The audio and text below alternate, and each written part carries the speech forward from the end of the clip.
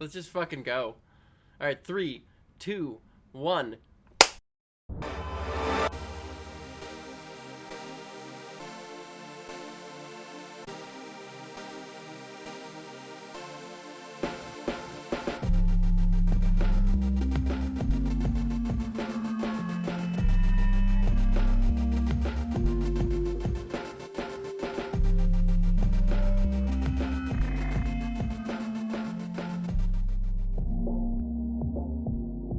Hello, and welcome to episode 20 of Trangirlismo. I can't believe we've been doing this for 20 episodes. Yeah, it's not including the bonuses also. So it's like we've done 24, 25 episodes at this point, which feels it's getting to the point where I have to number episodes in the edit when I'm doing like my file management. I go, well, surely not. That's too big a number. We just started this. And then I go, oh, fuck. No. It has been like, is this 6 months? Question marks? Not quite. We started at the end of January, so we're close. We're close.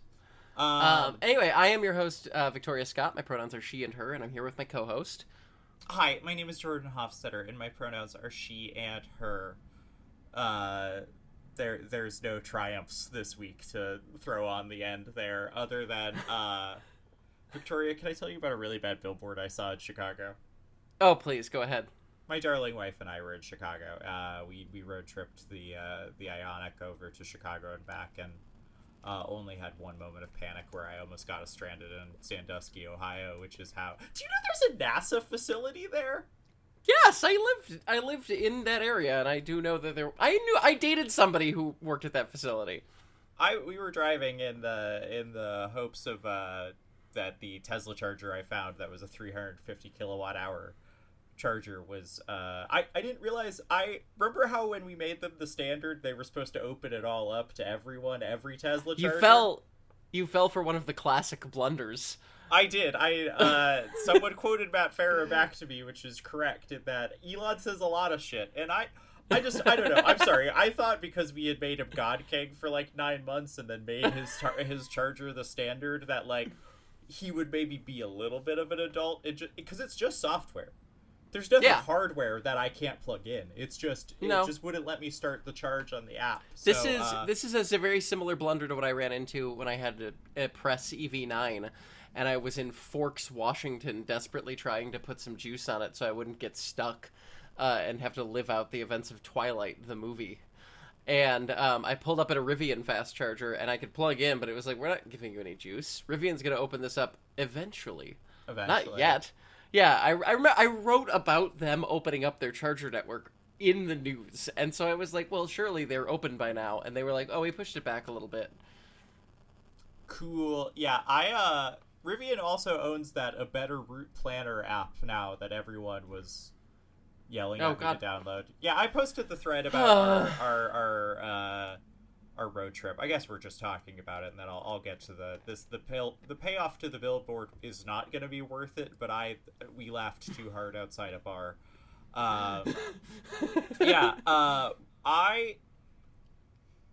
Listeners, I got a little humbled by falling for press releases, is the moral of this story, because as far as I was aware, the entirety of like the Northeast Turnpike, all of the travel plazas were supposed to have either EVgo, Electrify America, or Tesla chargers by 2026. Sure, the year's not over yet, but every single one we had stopped at had just had one, always, forever, in my entire time. And that's like even using the Nissan, the Sentra, which oh my god, it was just a battery. That car's going away on the 3rd, and it's not going to be a lemon for someone. Modern cars do such scary things when their battery is just kind of low and like just so about to die. Yeah, you're telling me that somebody could have a Nissan Sentra with podcaster provenance and not have to chase down wiring faults. Yes, intriguing. If you're buying a Nissan Sentra for probably the Bridgeville Carvana in the next couple of weeks, that could be a podcaster's car. But yeah, so Stella and I set out Friday morning, start doing great time. Honestly, the Ioniq is, I was waiting to do this road trip to write up my review for the Patreon. Thanks to everyone who read my Forza thing, by the way. That was sweet. So we head out. I didn't plan the charges ahead of time, because I thought we were at the point with the turnpike where you just kind of don't have to. I fell for a press release, and then after being humbled and having to get your own personal Volkswagen.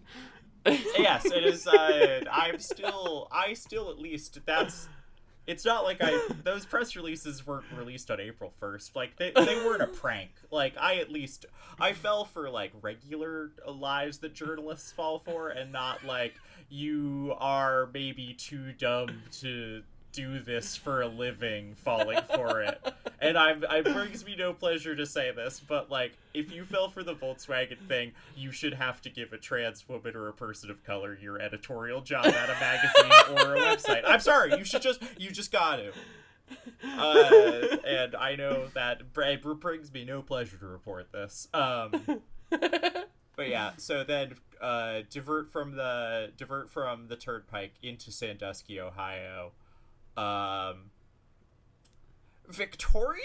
I don't know what's going on in Sandusky, Ohio. Why are they trying to make it a beach town? Like, I know I know the lake's there. Yeah. There's two big indoor water parks that I saw alone. There was a horrid closed hotel called the Maui Sands that looked like you could film 3 Backrooms sequels in it. There was the NASA facility that you apparently knew about and lived near. Yes. And I didn't live near it. I lived in the area. Sandusky. Okay. The move when I used to work a desk job in the suburbs of Cleveland, Ohio, would be you wait for a day where you get a summer thunderstorm that, like, really pounds the area, but it stops by 3 p.m. You leave work early, you cannonball it to Sandusky, and then you have an all day, all year pass to Cedar Point. You go ride completely vacant roller coasters at Cedar Point. Oh, is Cedar Point in Sandusky? Is that what is that why it's all built up? Yeah, the way yes. Okay, Yes. I'm a little bit of a theme park enjoyer, not a full theme park pervert, but, like, I don't know. I've been watching Defunct Land since before it was like a thing we all did. But yeah, Christ, that time. I once got like 22 rides in like 4 hours before the park closed. Like, I was absolutely like a roller coaster maximizer. I have no interest in, like, theme parks, in that the theming really doesn't do anything for me, but I actually do really like roller coasters. I haven't been on one in ages, but I don't like going upside down, which really limits a lot of roller coasters for me, unfortunately. So I appreciate a nice wooden roller coaster that'll beat the shit out of me in a way I enjoy, at least. Yeah. They had one of those that I think they have torn down since, or they were hybridizing it when I left, when I moved away, and this was 5 years ago. But, like, it was very much there was never a line. I've got one of these rides in me because I need to give the bruises time to steep. Yeah. Before I ride it again. The mean streak. Yeah, in Kennywood, it's the Jackrabbit, and it's like, I think it's the oldest roller coaster in at least for sure Pennsylvania. And let me tell you, it feels like it. It feels like it has been shifting Allegheny land for a while. And charging. Get to the Tesla charger. The Tesla charger I can't see on the Tesla app, because when you put the Ioniq in the Tesla app for charging parameters, whatever, it just doesn't show that charger is a real charger when I found it on Apple Maps, which I go, right, this is my foible, because I fell for it. Yeah, I fell for the other Tesla. I fell for Elon's cool trick of establishing themselves as the standard, making other car companies use that standard, and then still keep Tesla only parking spots. And I think it's intentionally kept opaque through the app because they fucking hate you. Because you didn't give him a big chunk of money to like go buy more elections with, and so they personally cannot stand you. No, I bought a car that is like comfortable to be inside and like brings me joy to see, and like I don't want to die when I'm in the I could ride in the back of the Ioniq 5 and just love life. And the back seat of any Tesla is worse than a Turkish prison. So I yeah. Anyways, look out at the only other charger that is anywhere close to fast in town is at a Cadillac dealership in Sandusky. And it's a Cadillac dealer and a Chevy Trucks dealer, and let me tell you, it felt real bad being the two lesbians pulling up in the little blue Ioniq and then having to just leave it there while we walk to the nearby Taco Bell because it was either that or I don't know, Push. Suicide. Yeah. Mitsubishi. Yeah, Mitsubishi. Yeah. But other than that little bit of almost catastrophe, EV road trip went great. Chicago's great as always. I'm not saying this to dunk on you at all, okay? So I'm not, I do think that, like, that is a relatively small thing, but I will say it is very funny that we live in the richest nation in the history of the world, and, like, every single fucking EV road trip I have ever heard, including my own, always has this, like, hey, so aside from the fact that the fundamental infrastructure to enable long-distance travel via car that is required for EVs to be good had some sort of ridiculous, unbearably stupid flaw. It was great. Yeah, it's and I know I could have avoided this by just pre-planning my charges, which is actually I thought I'd hate the rhythm of having to charge on a road trip, but actually, as the person who's doing primarily most of the driving, it was really, those enforced breaks were really good for me because I never felt like I was entering that, like, I am pushing to stay awake, I am pushing to stay awake you're not hypnotized thing. Yeah, no. It's just that the underlying technology, like, the cars are good, the way that you can totally road trip with them. It's just that, like, we are allergic to building communally used infrastructure, as evidenced by the fact the only place you could charge your car in a, like, Sandusky is, like, their entire economy is based around having people come visit for theme parks, as you noticed. The fact that the only place you could charge at was at a Cadillac dealership, presumably one that built it out so they could sell lyrics and I guess, like, escalate IQs or whatever to people, is just, it is a damning indictment. I did have everywhere on that. I mean, my God, everywhere on that turnpike, you should never have to think about it, right? Like, you're correct. It should be like gasoline. I have only ever planned to get gasoline once in my life, and it was when I was driving, like, US 93 through Nevada. And even then, you barely have to. It was only because I was getting terrible mileage driving up 13% grades in my van at 10 miles an hour that I was, like, worried about it. I will say, I found basically I found the 60 miles of the Ohio Turnpike that doesn't have charging on it.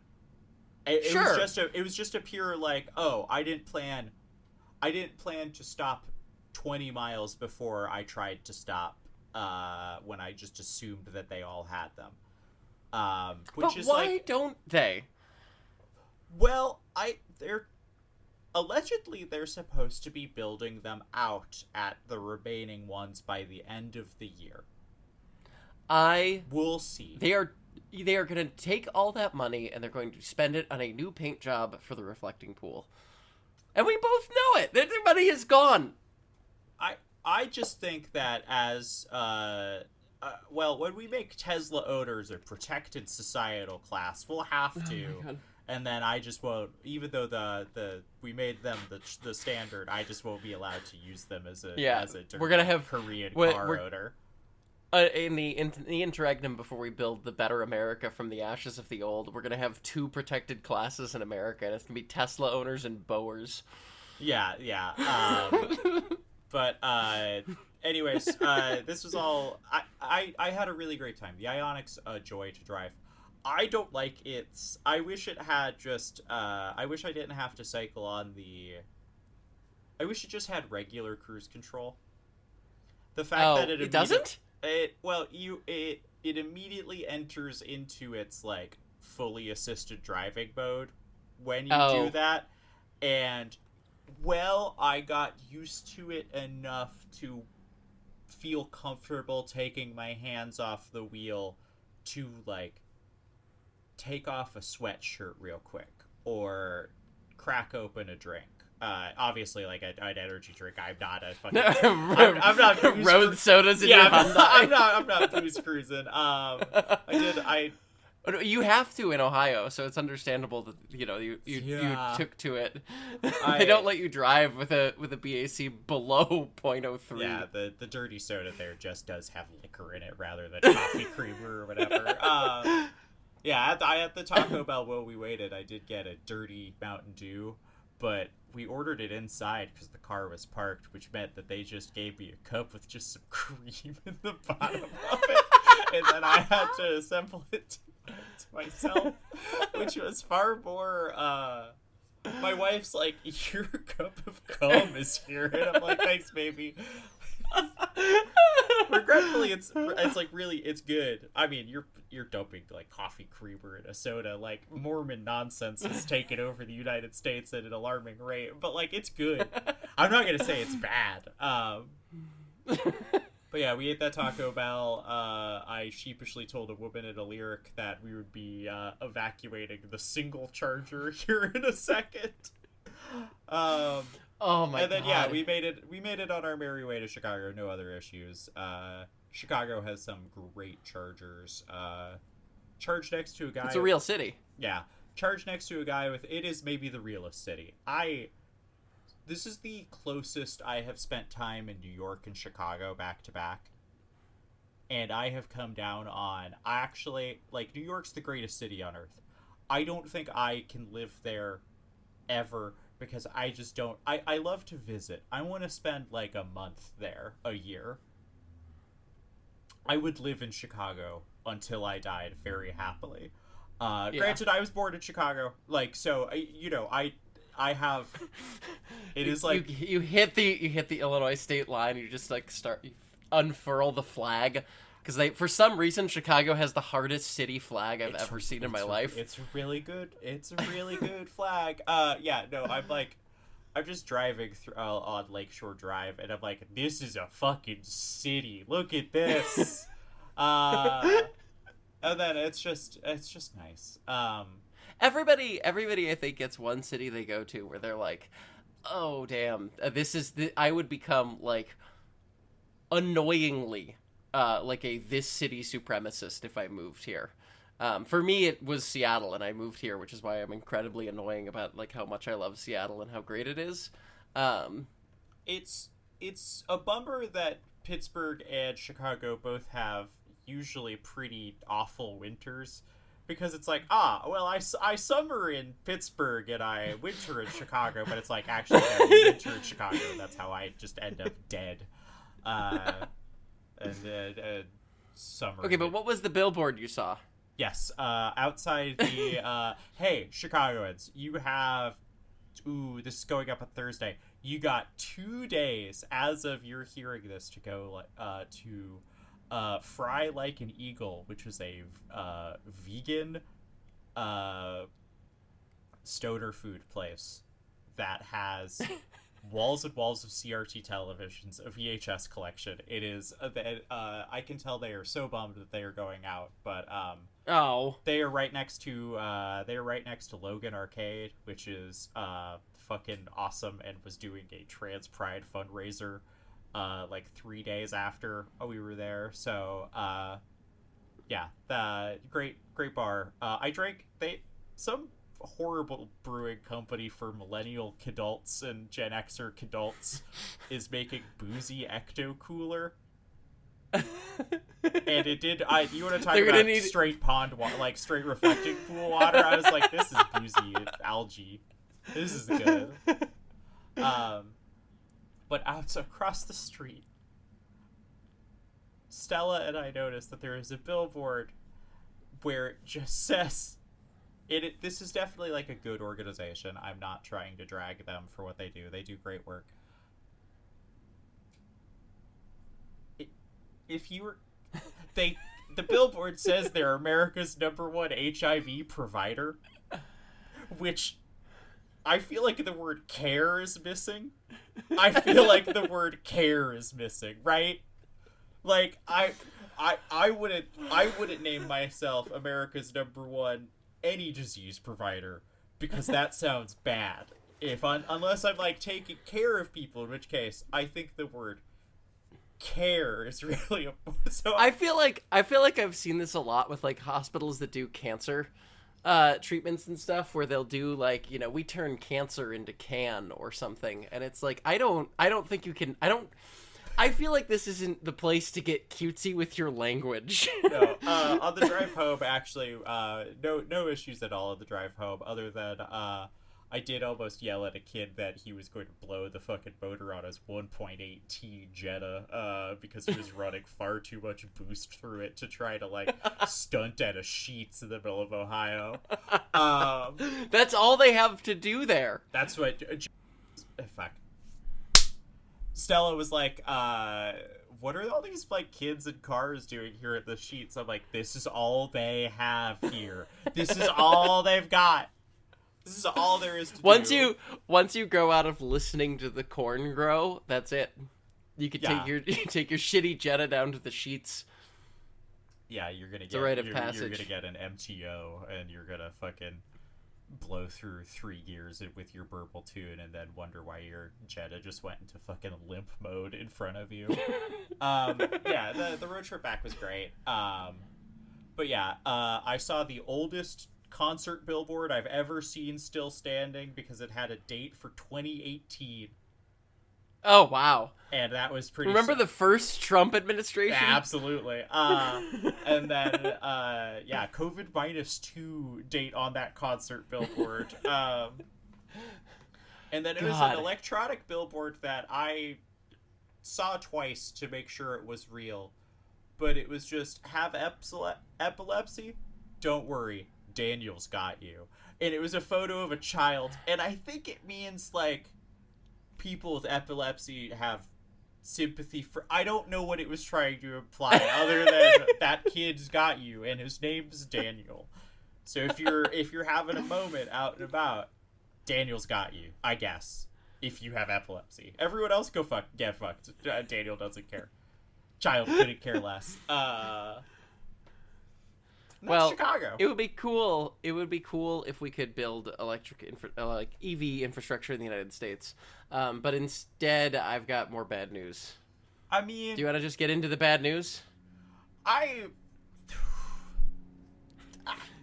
you in a place to receive information which could hurt you? Okay, but it's not this is news that can't hurt me in the same way, because I'm not surprised by this next news story. But like it's like the Steam that people are like at Steam. Gabe Newell has a cool new computer out that you can play video games on. Yeah, the Cube. The Gabe Cube, yes. The gaming Kaba. Yeah, friends, we're all pretty smart here, and we can establish through lines through different news stories about how they affect our... I'm gonna even just use the word macroeconomic worldview, right? I don't know how Alan anyone is surprised that it's $1,000. Do you build me a computer in a custom form factor for less than $1,000? Do it. You can't. Not one that can play video games. Fucking idiots. Alan like, Greenspan didn't die for this. Yes, and yes, I'm also shocked that the base one doesn't come with a controller. That's that's a little disappointing. But also, the Gaming's PS5 dead. came out 6 years ago and is $200 more than it when it launched. At what point did you think that this was going to be a reasonable consumer product? Those don't exist anymore. We fed them all into Sam Altman's gay little hands. Yeah, you actually so I'm gonna get ahead of myself, but like one of the things that I did look up for this episode is how much certain things have gotten more expensive, and by certain things I mean Ford products, in the past like 4 years, and it's bad. Like I don't know a single person. I have not met a single person, including people who have moved into more lucrative careers, who is making as much money now as like normal purchases now cost more. Do you know what I mean? Like nobody's wage has kept up with what I would perceive the inflation rate to be. And I know somebody is going to quote CPI at me, and I CPI is useful in some contexts, but I do think that I have some complaints with it broadly. Are you okay? Is Beep Beep screaming? No, Beep Beep. I mean, she probably is somewhere. I was just I heard a noise and I wasn't sure if it was a thing that I needed to be concerned about or not. Anyway, in the continued sort of like decline of the EV as we enter the Chud era, the Porsche Taycan Cross and Sport Turismo are dead. Yeah, of course. In America. Which no, they're dead. Period. They're not making them. I thought this was initially announced as a U.S. only thing. They're dead. They have taken them out back and shot them. Cross Turismo. Yeah, it's just going to be the Taycan sedan. I mean, the Taycan sedan's not bad, right? Like, you know, we're still happy. It's not like they axed the entire line. They did axe the two wagons, which is like... Yeah, but I like them. Well, yes, of course we like them. They're good. But, like, most things that enthusiasts like, they are actually uncoupled from the reality of what the people who have the money to buy these things want to spend on these things. Well, now I can't tell if it's the U.S. or not. It was announced. Porsche of North America announced that it was completely gone. They are continuing to sell it in Europe, as far as the initial announcement that I. God damn it! Nope, not the Porsche Narcan. Why did I start to? Ooh, I can't spell right now. Taycan. I'm gonna let Beep Beep in also because she is streaming and is apparently free because that means the people in our house are gone now.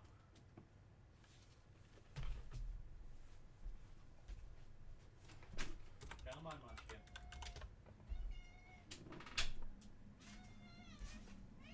Oh my good God. Oh, okay. I just confused the language. You're correct. Taycan. So everything gets to look at them in Europe. So once again, we just continue to fucking fumble like crazy here. I thought you specifically highlighted it because it was our theme of we can't as Americans have anything good anymore. I thought that we were actually going to drag down the rest of the world with us for once, and I got kind of excited. I guess we are kind of doing that in general by making oil completely unobtainable for every country on Earth. Yeah. Sorry about that.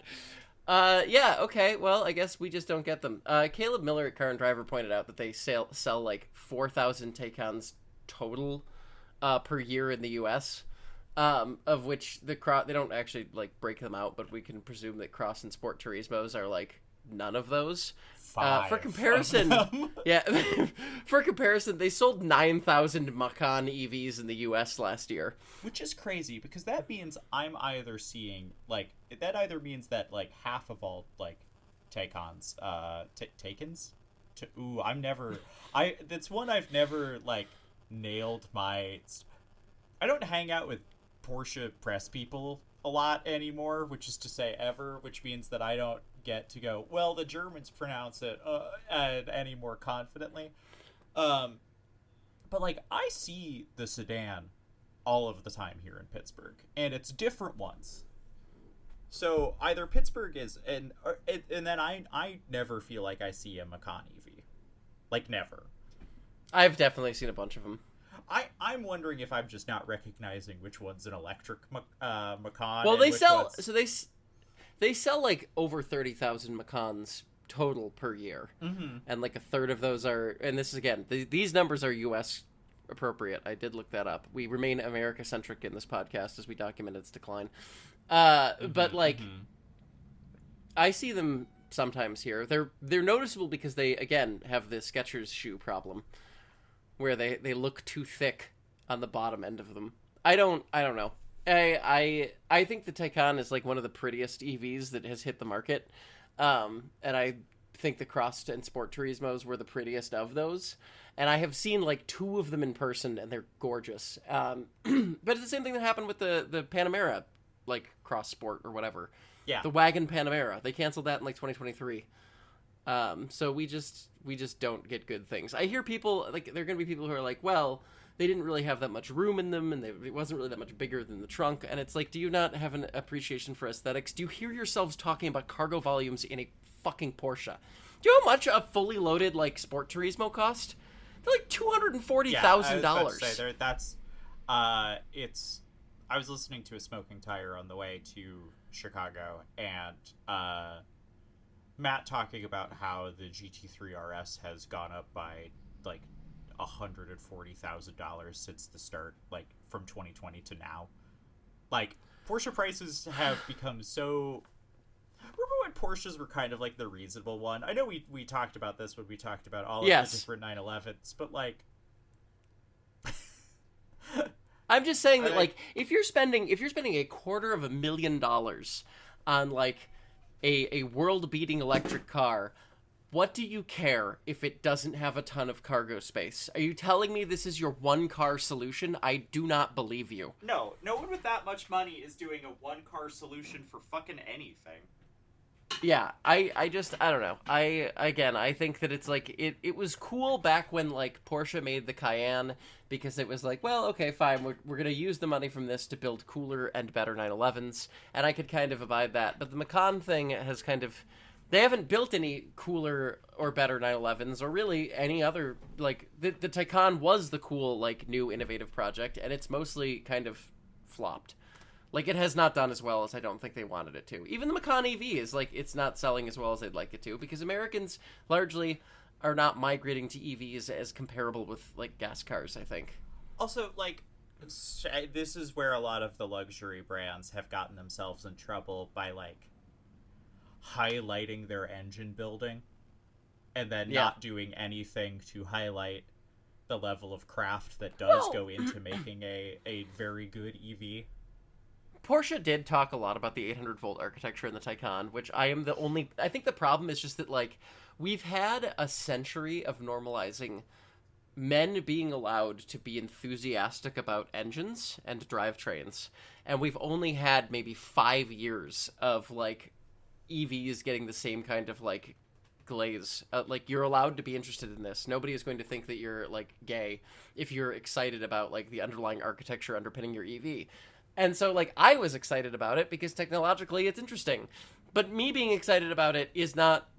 It's not going to convince, like, you know, Dr. Manley DDS Esquire that, like, replacing his 911 with a Taycan is not a little bit gay because, like, it's me.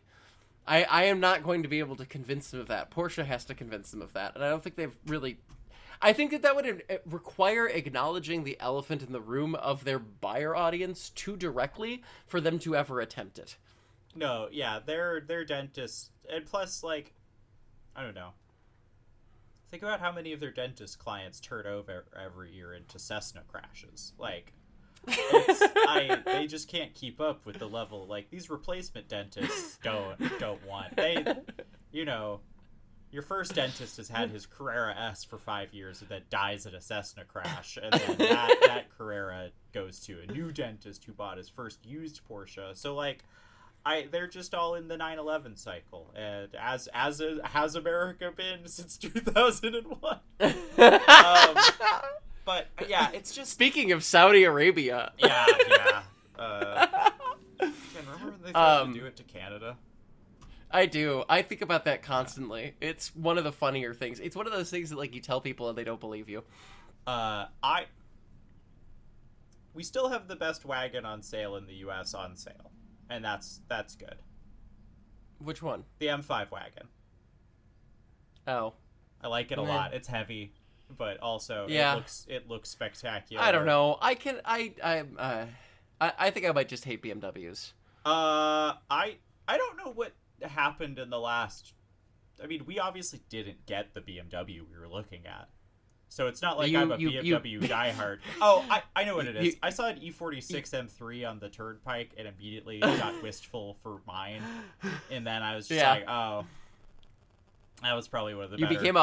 You became a homeowner and you were like, this BMW thing, this is kind of appealing to me. It's more just, God, I missed that E46 M3. God damn it. Anyway, on the note of Saudi Arabia, the Lucid century of humiliation has also continued. Speaking of EVs getting their asses kicked in America. I did see a lovely bunch of gay dudes in such a weird way to refer to two old gay men together in their Lucid Air Sapphire in Andersonville the other day. So you saw a Sapphire? I saw a Sapphire. That's crazy. I've literally never seen one outside of the press event. It was. Because I'm like, that's just a Lucid Air. Then I started really looking at the details, and I went, oh, no, you spent all of the money. You gave the Saudis so much of the money. Look, I get it. I get it, okay? And the Saudis still took a $300,000 loss on that car or whatever. Yeah. Anyway, Lucid laid off 12% of their staff in February, which I think was outside of the purview of this podcast at the time. I don't remember. We've passed 20 episodes, which means the event horizon is only about 10. So if it happened before then, I'm kind of shaky on whether or not we actually covered it. All of our listeners probably have a better idea of what I've said than I do, which is just endemic to being on podcasts. I have learned this in real time when talking to people or like checking emails or getting replies on Blue Sky. Yeah. I every now and then was like, you made a really great point, and I was like, did I? That's crazy. My little sister listened to an episode and was like, it was really informative. What was that about, though? And I was just like, huh? What? So, yeah, they laid off over 1,000 people earlier this year. They have now laid off more people as of Monday, with layoffs of 18% of the company remaining, including the entire second shift of production at the Arizona plant that they built Lucid Airs at. Is that good? I'm sorry, how did I miss that they were assembling them in Arizona? I don't know. They've got the press plates are from Arizona. Because they have two factories. They've got the one in Arizona, and then they've got like one that I think is for the European market cars and the Middle Eastern market cars that is in the King Abdullah economic region or something like that, I believe. So it got in Shahid. Saudi Arabia. No. I don't think they're gonna waste a shed on a Lucid plant. They can continue losing tons of money for the Saudi royal family without getting bombed. The IRGC it's actually has made the tactical decision that Lucid is enough of a drain on Saudi resources to just not engage with it. That's pretty good. I think making people do any sort of manual labor in Arizona is violence. Please continue. They have now laid off like 2,500 people out of a staff of what originally was 9,000 in like less than 6 months. Which is that good? No, and it's so conflicting for me because like despite the fact that they are bankrolled by the Saudi Royal Fund as entirely a greenwashing initiative, I think that they're good cars and I like them. This is again, everybody's got their like little sins they indulge in, and mine is thinking the Lucid Air is actually like a good car, which isn't even like strictly true because like I don't know if you saw Jason Fensky of Engineering Explained, cool guy. He had one for like almost a year, and he ended up getting it. They gave him his money back. Like he didn't even lemon law it. He just kept talking about the problems it had, and Lucid was like, hey, we'll give you the entire purchase value of your car. We'll take it completely off your hands. Please stop talking about it. This is like, and it's always the same stuff. It's always electronics, and the whole car is electronics. That's a problem. His had a problem where it was just shifting into, like, it wasn't holding, even though he always had it to stop and hold. So his car just started rolling without any warning randomly one day, and that's when he was like, all right, I give up. But, like, the key fobs are terrible. I ran into this even on the press drive. Like, I thought maybe it was just me, but no, the key fobs are horrible, and the remote entry doesn't work, and the door handles aren't always super effective, and it just drives really nice, okay? It just, like, this is my Fisker Ocean, I think, is kind of where it is like, would I ever pay $70,000 to $250,000 for one new? No, I would not. Even if I had that money, I wouldn't do that. But would I pick one up in like 3 or 4 years for like $16,000 as a fuck around car? Almost certainly. And I would just be like, cool, I'm gonna, like, this would be the project that made me one of the, like, open source hacker girlies, because I've never seen anything that I wanted to do with a computer where I was like, oh, I really want to get into the guts of this, because I just find that process frustrating. But if you were like, hey, you want to hack your car so your AC actually works, I'd be like, hell yeah, I'm completely down for this. There's been I remember there was a story a couple years ago about what a couple of these, like, first Chinese EV companies to die, what they were doing for, like, end of life software updates and stuff like that. And I just have to imagine the Saudi royal family having to keep 25 people working at Lucid until the end of time, just because, if not just to service their cars, like, you know what I mean? Like, I saw the Gravity in the minivan or whatever. I saw it in New York. Don't call it that. They will not be happy with you if you call it that. It's an SUV. It's a minivan.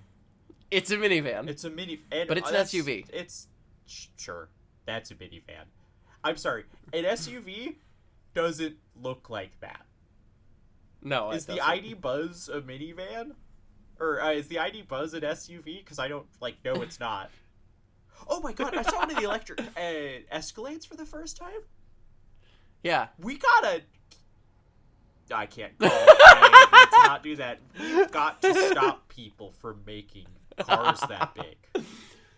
General Motors EV engineers are either, like, paving the way for a better future despite it all, in the hopes that, like, future generations will pick up where they left off and create a better world, or they are like Adolf Hitler. That's the two EV engineers they have. The GMC Hummer, and then the EV Escalade are like Escalade, hey, IQ, yeah. Did you accidentally hit like 120% when you printed this? Like, did you accidentally scale up the model too much? Did you, like, do bad math? Like, no. What we're just gonna do, is we're gonna let bloggers write about how large SUVs are killing people, and then the New York Times is gonna repost that information every, like, 3 to 5 years and be like, we just found this out, it's crazy, no one knew. And we're gonna be like, oh my god, that's crazy. And notably in the New York Times article, they'll be like, well, no one can do anything about it, it's just a pity. And everybody will be like, it's do something, shaking at the fucking proverbial fences. And we'll never do anything, because we've just given up on any responsibility for things to be better ever again for anyone. But if you have, I don't even know what an Escalade IQ costs, I don't care. If you have the Escalade IQ is just like, it's the perfect example of the SUV that drove me insane enough to quit my job. Like, it is, the contradictions are so fucking massive that it's like, I don't know how you reconcile, like, this with the world we live in. No, but people eat that shit up. So yeah, it's really it is really something, like, I remember when driving a big, dumb, bad car was, like, a thing that was, like, people drove minivans because they had to. People had Yes. a Wrangler if you wanted to go off-road, or like a Forester if you liked camping. Yes. We have gone so... And it's going to be fascinating to do the, because cars used to be way longer, right? Like, every Yes. sedan used to be 1,000 feet long. George Lucas driving through Harlem, etc., etc. Like, we have done this big car, small car cycle before, but not like this. Because this feels like almost like the Overton window of how big cars will get has forever shifted in a really bad way. Yeah. Jordan, do you remember the scathing satirical film Over the Hedge by DreamWorks? Hey, can I level with you? When I was thinking about, like, movies, like, I went through a Rolodex of movies, like family comedies from the early 2000s, about how big vehicles bad, and Over the Hedge for sure was one of the things that came into my brain, and this is the first time I'm thinking about that movie since I was probably I saw it on the back of a plane seat to Germany. If you have not seen Over the Hedge 2006, in which I didn't know this because I saw this movie when I was really young. It was like one of the movies I was allowed to see for some reason. I don't know. Ask for internal. That feels edgy for your mom. It was the edgiest movie I was allowed to see, so I loved it because I was like, oh, it had more tooth to it than a lot of the other stuff I was allowed to see. But apparently Bruce Willis is in it, which I didn't remember at all. I don't think I knew who Bruce Willis was then. He's the raccoon. That's crazy. Anyway, in this movie, it came out in 2006. They use big SUVs and trucks as shorthand for this is the villain of the movie, and they are either pathologically like hostile toward nature. You know, already kind of like we're in the post and inconvenient truth world, and so like it's obvious that these are killing us, and so they just take that to its logical endpoint. Or like the HOA obsessed like neat freak, who control lunatic type person. Those are like I remember this from when I was 11 years old. Yeah, like, and it just I don't know how we have somehow managed to overcome that cultural image, with like. Everything has to be an enormous SUV. But, you know, I guess we were talking about Lucid. Fuck, yeah, we were. No, it's because the gravity's big. The gravity's really big. Have you taken the stun damage from learning Bruce Willis was in Over the Hedge? No, I took the stun damage from you didn't know who Bruce Willis was in 2006. What do you mean you didn't know who Bruce Willis was in 2006? The first... Okay, if you'd like a look into my parents' id... just as like while we're on this sidebar, because this is going to be an episode made entirely out of sidebars. That's fine. That's probably what I needed. The first quote unquote like adult movie that I got to see as a kid, I must have been 14 or 15, was Die Hard, which would have been my first cultural awareness of Bruce Willis. Okay. Because he is in Die Hard. My parents allowed me to watch it completely with like full. Dudes getting shot in the head, you know, dead guy in the elevator, you know, classic stuff, but very, like, it is a violent movie. Etc., yeah. Yeah, but they did make me look away in the 2 seconds in which someone's tit is visible on screen. Oh. Like, my mom insisted that, like, okay, you have to look away now, because she knew it was coming, and, like, that's kind of the level of, like, American ideology I was operating on, which is that at the age of, like, 14 or 15, it is totally cool to watch, like, a cop murder a bunch of people, but it is not cool to see 2 seconds of a single tit. I can't go down the morality of Bruce Willis killing people in an action movie, because that's like, those are I think the kind of like leftist movie critiques where I go, this is why people think we're fucking annoying. No, I love it. Don't get me wrong. I love Die Hard. I love Die Hard. I just bristled at the word murder. Okay, but look, Alan Rickman, that was self-defense. He dropped that man off a building in self-defense. he shoots a lot of people. It is a pretty violent movie. Yeah. If you're like, here's your first R-rated movie, just jumping straight into the deep end of like action shoot 'em ups, tit not allowed. Cards fully on the table. My first R-rated movie is another reason why I am like this. TM. Oh shit! Oh my god. We had just moved to Texas. The year is 2002. It's either late 02 or early 03. I can't remember which. My dad bought the big fuck off television he wanted, which was a CRT big screen, which meant it was conservatively the size of the room I'm recording in right now, because we had a big Texas stupid suburbs house. Not quite McMansion hell, but boy howdy, could you buy a big house cheap in Texas back then. Holy shit. Yeah. But we oh god, my dad, I get home from work, my mom's not there, and my dad just goes, Jordan, I bought a DVD player and I'm going to calibrate it with The Matrix. We're going to watch The Matrix together. My god! Which, he had seen in theaters with my mom right when it came out, because I was 3 in 1999. And let me tell you, seeing The Matrix with my dad, and I feel like the furniture was all out of place. So I remember I think we just watched it mostly standing together. And classic way to watch a movie with your dad. But that's a way you watch a movie with your father. I watched Iron Eagle with my grandfather on a tiny little CRT television in my grandparents' kitchen one time I was up here in Pittsburgh. Once a man reaches the age of 35, he goes, the optimal way to watch a movie, standing, solemnly, at parade rest. Anyways, watching The Matrix that early and not being told to look away for anything is probably why I am the woman I am today. That and all the ABBA Gold my mom used to play on road trips. Those are the two. Dad made. We watched Ghost of the Shell together. My dad's so cool. He made the world's transest woman. It's crazy.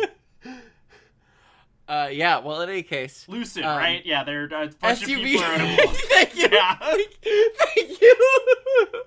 I had more notes, but, like, honestly, this is boring. They lost... This pales in comparison to the over-the-hedge cultural analysis. Yeah.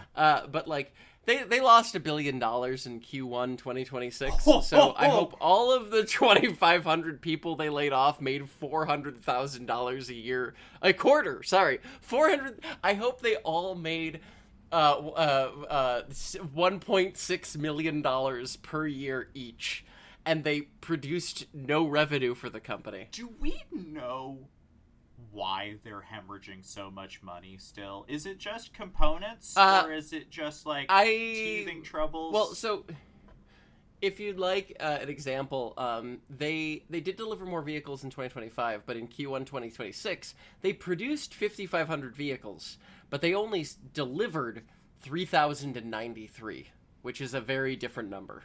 And also that's basically flat from the year prior. I think that the evaporation of the tax credit and general, like, their teething problems are not resolving. They also couldn't sell a bunch of Gravities that they were expecting to because they had a rear seat recall because nobody can build seats or interiors anymore, I guess.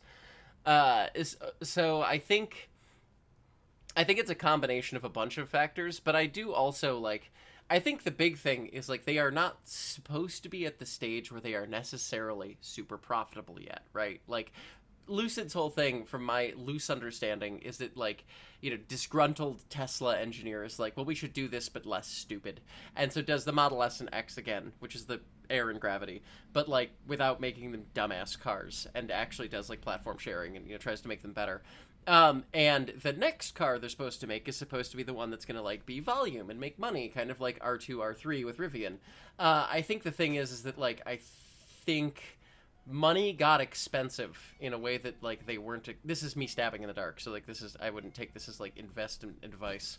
But, like, I think that they basically realized that, like, oh, you know, loans are expensive. The Saudis don't really want to spend a ton of money on this anymore because they've got a lot of stuff boiling over right now. with the shout whole, out LV Golf. Thank you. Yeah. Shout out all the guys who could like... never go back to a PGA tour without having to do like a fucking public humiliation ritual. Like, say what you will about Tiger Woods, he told the Saudis to fuck right off and then immediately flipped a car while drunk. So allegedly. Nope, it was on video. I don't think we have to and even then, if I'm not talking about this current time he just did it, I could be talking to any of the other times the Tiger. He is our greatest drunk driver.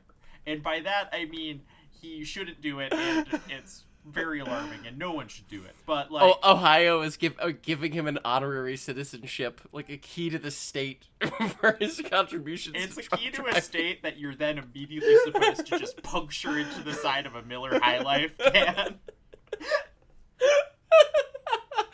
Oh yeah, well, so Again, this is a car company that is a problematic wood. I can't wait to buy one of these for $18,000 and get the coolest 24-year-old transsexual woman I've ever met, with hair in colors that currently don't have classification on the IR spectrum, to show me how to like run Doom on it. Yeah, that'll be fun. I thought you were gonna talk about putting a cigarette on a woman half your age here in 12 years when you have a Lucid Air, and she goes, Can I call you Ma? Like, no, please let me. I just hit my 6-year hormone anniversary. Don't make me imagine being older yet. Tov. I already feel old. We are 6 years isn't very much time, but in transgender years, that's a lot. We're 5 days after my 6 years. I just now realizing. Wait, are you serious? Yeah, it was June. Are you 17th. kidding me? Yeah. So was mine. Did we start on the same day? We started estrogen on the same day. Wow. Listeners, that's why that's the secret sauce of this podcast is because we've been. Oh my God, we truly are yin and yang in a very odd way, huh? We really are. Yeah. Anyway, I have more stuff. This episode is so far off the rails. I apologize to our listeners who wanted to hear like actual automotive industry news. I think we are freestyling today. However, this is going to be a great one. This is going to be fun. People are going to like this. I don't know. I feel like people are at 20 episodes in. This is when we could do a silly one. And no one will notice. This is the silly one. And all right, well, I do have more news for us to cover. Actually, it's not really news. I just wanted to take the piss. So, as you're familiar with Ford, the car company that builds the SUV for cops. The SUV for cops, and then had nothing to do with the business plot. Cool, got it. Mm-hmm. Yeah. Don't ask about their founders' views on Adolf Hitler at any point, or what he did in Brazil. So Ford decided they would offer a package on the Explorer ST, which is basically the police interceptor motor dropped into a regular Explorer. That is, they're calling it the Sinister package. That is the actual name. I would like to read from the press release for you. Is that okay? I mean, I'm gonna be wincing the entire time, but yeah, that sounds good. They're really doing it. Is Tim from Ram moonlighting at Ford? And you're gonna call it Sinister, and it's gonna not be woke, and you can't make it woke. And the Explorer ST isn't woke, and it's got a thin blue line flag on the back, and you can't take it off. Quote. The ST badge became a pride point for a community of enthusiasts who don't just drive their SUVs. Rather, they live in them and treat them as an extension of their identity. I'm sorry, SUVs? This is the first SUV to have the ST badging. You can't just say that. Are you calling the Ford Focus ST an SUV? Are you calling the Fiesta ST? Ooh. I also really do love the phrasing, the direct quote of "they live in them" at an era in which like Americans are shockingly living in their cars at rates that should shame any wealthy country. But we're just let's keep going. Ford is rewarding that passion by taking the ST badge and paying homage to the aftermarket community who've made it their own. End quote. It features blacked out, aggressive appearance, featuring dark accented ST badging, amber glowing running lights, and massive 21-inch gloss black wheels, all delivering that sinister aesthetic. End quote. So they are doing for presumably several $1,000s what anyone could do with, like, I don't know, Rhino liner for $1 or whatever. Well, it's gloss. Oh, it's gloss, gloss, so it's fancy. But also, it was specifically the inclusion of the amber glowing running lights where I was like, oh, you've made a car for fascists. Yeah. Because I don't know about you, but like all of the SPD Ford Explorer SUVs have amber lights on them. And they're like running lights, the little DRL things. Those are all yellow. I feel like ours... And you can like change... Here in Pittsburgh, I think they're all white still. Okay. Yeah. Well, it's a simple code change apparently to fix it, and a bunch of people on like the ST Explorer ST forums, of which they exist. I'm sure none of them are listening to us, because why would you be listening to us? But they were all like, we could do this for free already. I can't believe you're going to charge a bunch of money for this. This is a stupid cash grab. Which, yes. But I just find it funny that, like, I have spent my entire career at this point, as an automotive journalist, writer, expert, whatever the hell you want to call me, talking about, like, how the id of fascism intertwines with, like, our cars and the way that we perceive ourselves in relation to them and the way that they project themselves in the road. And basically Ford is like, that shit's cool. I love that. Would you like to buy that?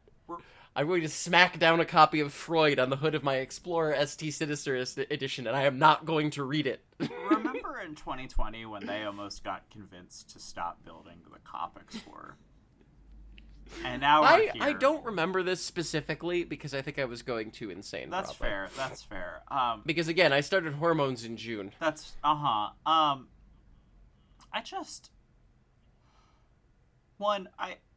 the Explorer ST I have only ever seen driven by people I think are probably assholes, which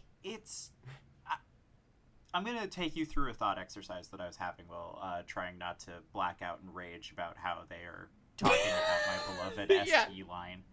Remember that, like, the Taurus SHO, the last one, was basically the Cop Taurus. Yes. However, I don't have the visceral negative reaction to seeing a Taurus show out and about like I do the Explorer ST. And I can't... And I'm almost charmed by seeing Crown Vics out and about now, because I know they're not, like... None of those are still cop cars. And if they are, it's a department I never want to interact with because they have $5 and those are a bunch of good old boys who will make me disappear in the desert somewhere. Or they're like some do-nothing rich town cop, like Vanity Cops or whatever. Yeah, but it's pretty rare. I think they're pretty much all gone at this point. Yeah, but, like, I don't see an Explorer ST out and about without getting, like, irrationally, like, oh, what the fuck are you doing? Why would you spend money on that? Like, because it just feels like cop cosplay. Yeah, there is... So, the first story of my career was about big vehicles and why Americans cannot stop buying them. And nothing has really changed since then. This is the author. There's a story called About Face. It's a comic. It's like a webcomic thing you read online. I'll post it in the show notes. But by Nate Powell, that basically talks about, kind of the aesthetics of imperialism coming home as fascism and the way that it kind of, like, the military look kind of morphs into the cop look, and then fascists kind of adopt the new cop look, and it sort of blends into this paste.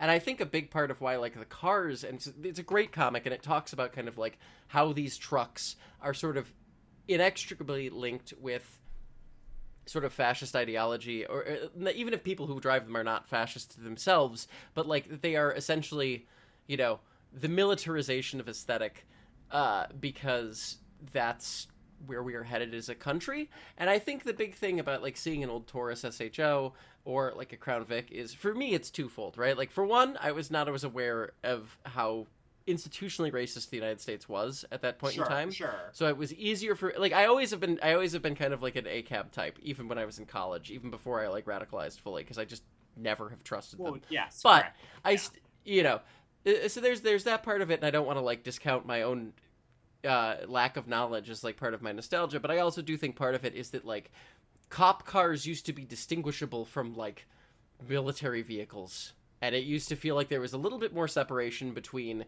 the aesthetics of local police and fascist goon squads, and there is none anymore. And an Explorer is like, every time, this is really kind of like actually something that I feel very closely about, because like there's a lot of cities in which ICE is operating. They don't, you know, in Seattle, we've seen a handful of like the, you know, ICE marked, you know, the stupid Trump livery SUVs or whatever.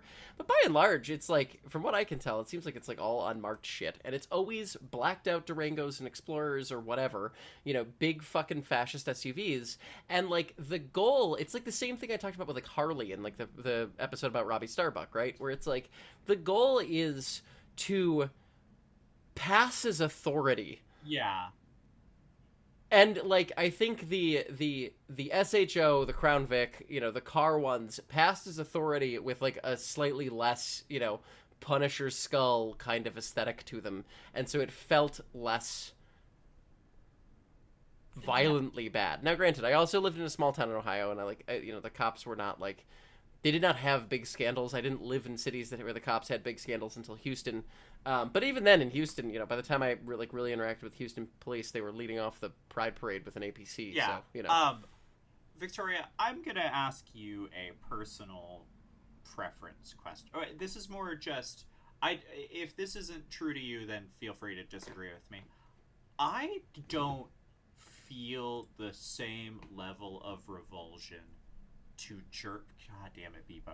I don't feel the same level of revulsion when I see like even like a G63. Like, I don't see the G63 and I go, that's a fascist vehicle. I go, oh, you've got more money than you do taste. But like, I don't think it's inherently evil in the way that like an Expedition is, you know? And I don't. Yeah. Like, a big Mercedes, it could even be like an AMG, like GLC 45 or 63 or whatever. And I just go, that's a big dumb SUV. Like, I don't know if you should have, like, I don't know if we should be making AMG SUVs, but I don't know if we should be making SUVs. But also, I think it's cool that you bought the AMG one. And, like, then it's like, I see an SRT 8 Durango and I go, hello, human resource. Like, I don't, like, why is it specifically, is it just because the American ones are the ones getting like paraded around by fascists because they're usually like the like, I'm not saying that the G-Class owner is a good person, but I'm just saying I feel like I could have more of a friendly interaction with the G63 owner. I think a lot of it is just like I think you're probably correct in that, like, the Explorer, the Expedition, the Durango, the now the Grand Wagoneer or whatever, all are kind of like the American fascist vehicles. And I think a lot of people have had bad experiences close by a cop Explorer, given that like the number of people that got up into the streets in 2020 implies that like the Explorer was a pretty formative vehicle for a lot of those people. That's really because fair. like, and this is again the thing where it's like they don't even necessarily have to roll out the APCs now for you to see the militarization of cops and for them to appear like an enemy, right? Like, even if you are like unaffected by like police brutality personally, or you are, you know, from a demographic that doesn't historically have, bad context with the police. It is getting increasingly difficult to pretend that they are not just like fascist stormtroopers, because they don't care about pretending they're not. Yeah. And they never have, depending on the area you lived in. Obviously, there's a ton of nuance to this, but this is just kind of like what I feel like what has happened in American society after, specifically like the George Floyd protests. Yeah. Is like, it is now kind of universally like, we fuck you, we hate you. Unless you are like one of the 30% of people who still like Trump, right? Like, it's just like, it's a clean break. I don't think the stuff that like, people who are a lot less radical than me believe about the cops now would have been unimaginable during like Occupy Wall Street era, or like even like invasion of Afghanistan era, Oh God, yeah. I like this. Look at, you can see polling data on it. Like, it's people genuinely are more aware of how bad their government is than ever, and it's a combination of, genuinely like heightening evils. And also just like no longer caring if we are like, this is the whole project of the past like fucking, 50 years if you want to go back to Reagan, but it's the project of the second Trump term, right? Is to be like, actually it's soy to pretend to be a force for good. And I think that people have responded to that. And I weirdly, I don't know if it's just because of like, I have been soaking in the good vibes of two cities that have like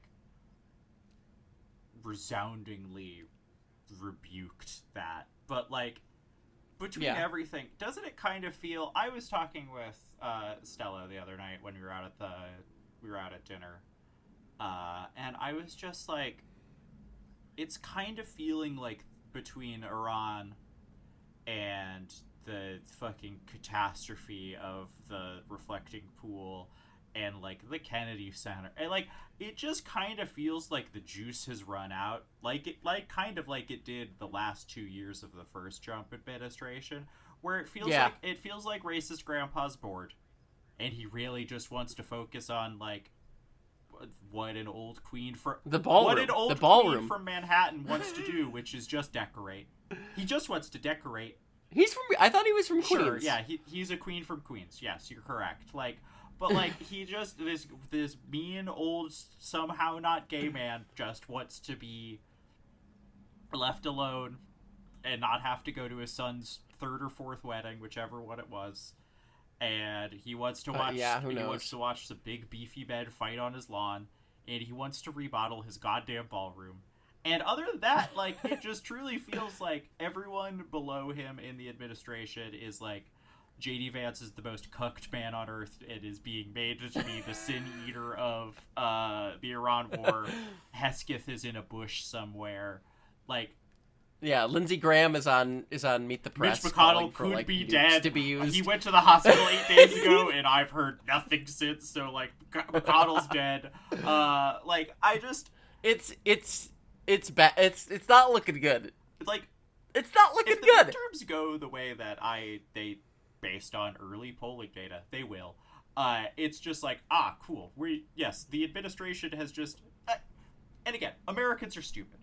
The fact that like 30% of people voted to like, actually, 2017 and 2018 fucking rocked, and then we're just like, let's do it again, but like bigger.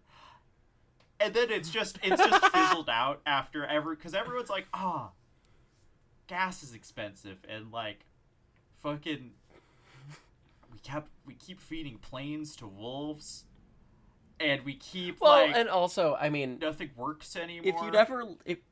If you'd ever like to go fully insane, just ask the prototypical polled, average American. I'm not saying that the average person believes this, but like, at least the people who answer phone calls for polls are like, I do not like ICE arresting people in my neighborhood. I also think the U.S. should have a draconian immigration policy that basically is doing exactly what it's doing.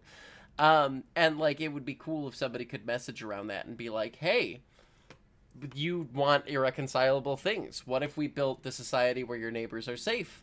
But that would I'm gonna let myself turn this into a politics podcast if I continue. Are we? All I can say is this: are we not a politics podcast? It is. The tagline is a podcast about auto culture, car culture. the decline of Empire and motorsports. Yeah. But I feel like I've been very heavy on the decline of Empire. Well, it's declining all. It's hard to not be focused on the slope when you're skiing down it. You know what I mean? Like, it's almost irresponsible to not focus on the steep decline when you were rocketing down it at speed. Yeah. Yeah, it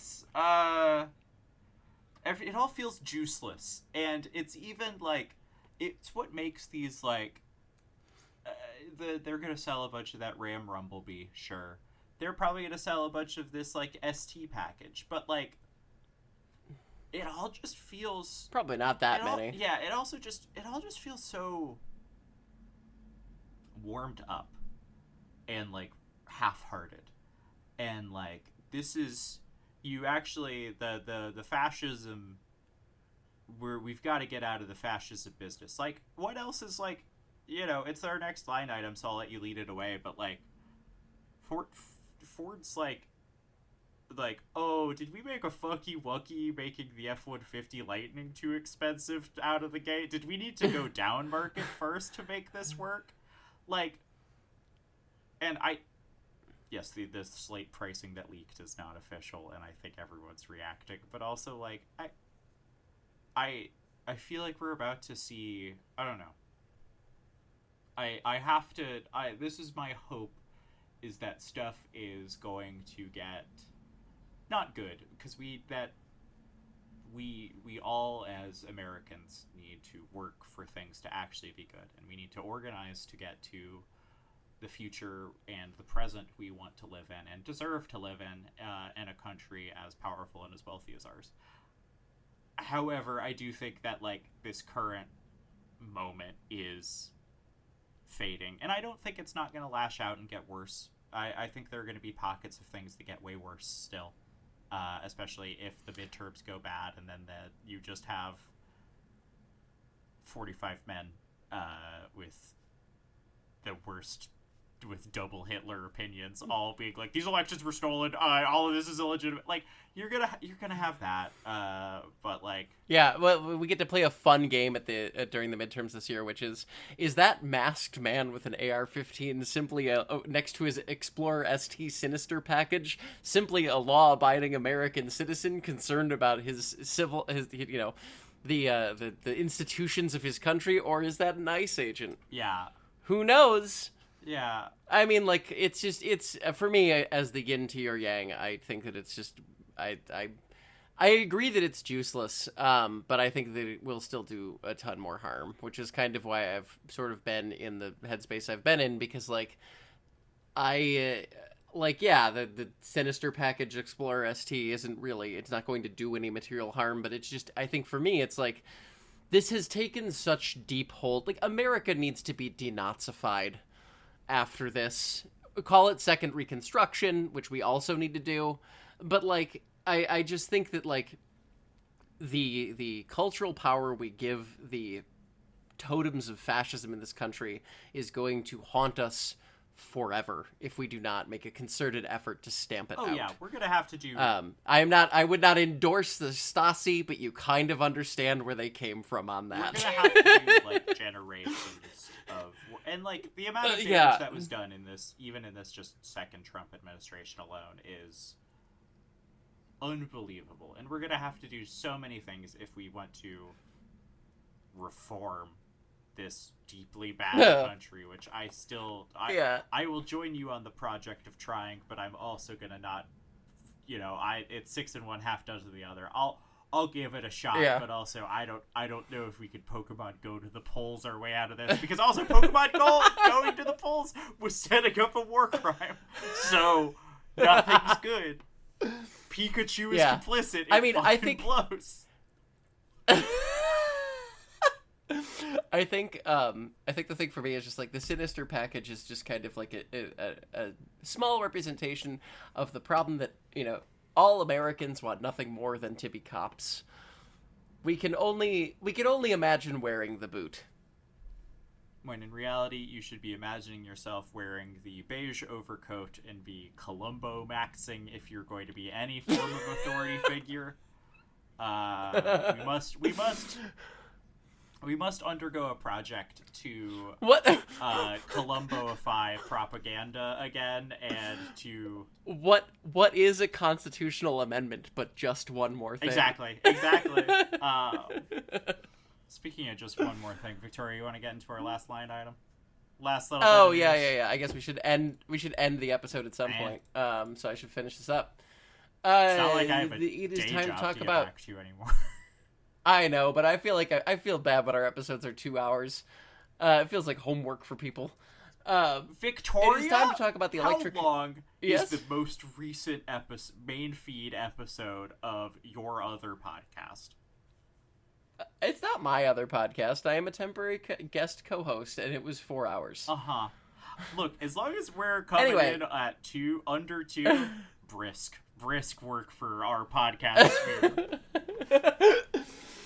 It is time to talk about the electric pickup truck that everyone won't shut up about. No, not that one. The Slate info is going to release before this episode comes out, but it is going to release after we are recording it. And I don't want to bother with talking about what the price might be until we actually know what it is, because I like to be a well-informed hater. I don't like the Slate truck. A lot of that is just kind of like I don't like Jeff Bezos, and I think that they're, as Kevin Williams correctly pointed out, selling a Spartan vision of the future that is predicated on a lot of like toxic masculine bullshit. That said, we'll talk about that more probably next week when it actually drops. But Ford has built a teaser website for the new $30,000 Ford electric pickup that they are showing in a heavily camouflaged test video of it doing like snow testing and doing 6 skids. They've got a sizzle reel of manufacturing, a promo video addressing people who found out by the truck by scanning a QR code in the camo, which is actually kind of like a fun guerrilla marketing campaign idea, honestly. That's actually especially with like the usual makeup of automaker camo. Complete sidebar.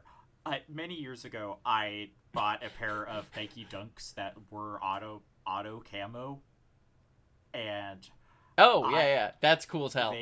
My feet changed too much for me to keep wearing them without blistering my heels, and now I can't find another pair in an actual size I wear, and it is deeply upsetting to me personally as a woman who will still wear sneakers with a nice dress, because that is the dumb dirtbag mom aesthetic I do.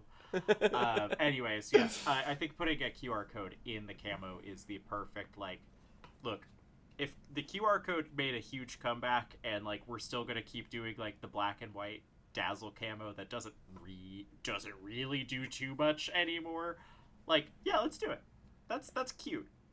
Yeah, I think it is cute, and I think it's interesting to see that Ford is leaning into this like hype building process, because I remember it was a big deal, at least it was kind of for me, to remember when the C8 Corvette came out. Do you remember that? Yeah, fondly.